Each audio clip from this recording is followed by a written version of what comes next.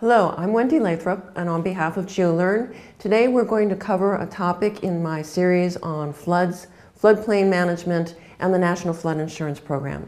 Today's topic is D for design, which is design and engineering, but also planning and mitigation practices in regulating floodplains.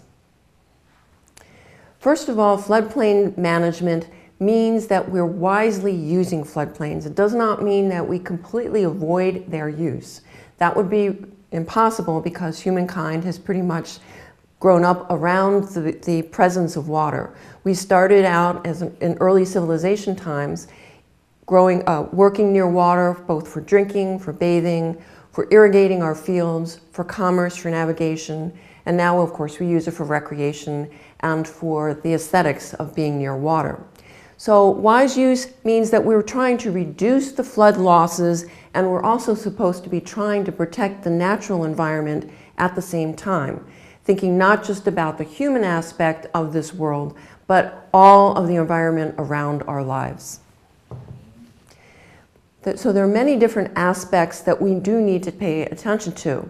This is an aerial photograph of an area along the Ohio River in Paducah, Kentucky. Paducah is at the intersection of the Ohio and Tennessee rivers.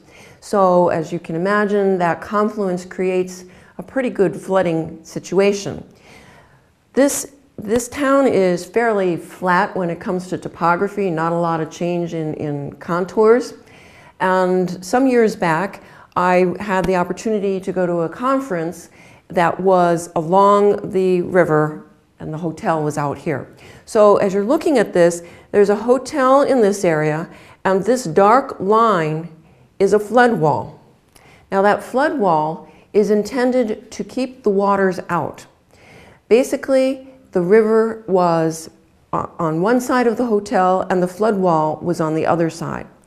It was a little peculiar driving up to this particular hotel because I'm used to people being outside of the most dangerous areas.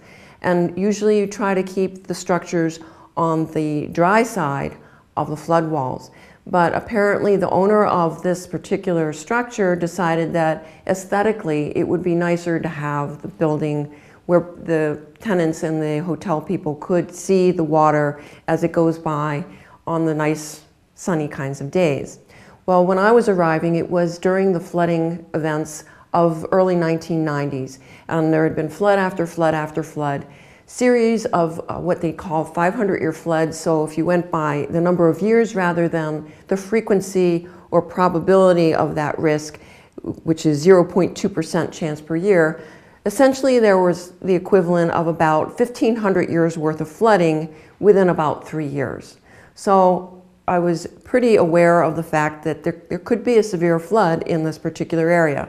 I wasn't much consoled when I checked in and they said, don't worry, we'll tell you when it's time to evacuate. Not if we have to evacuate, but when.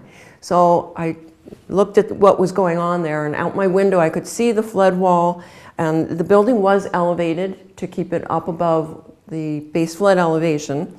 But sure enough, the second day that I was there was a notice for everybody to leave the building, and as we left, a big metal gate was erected to close off the waters from coming underneath the building out into the town.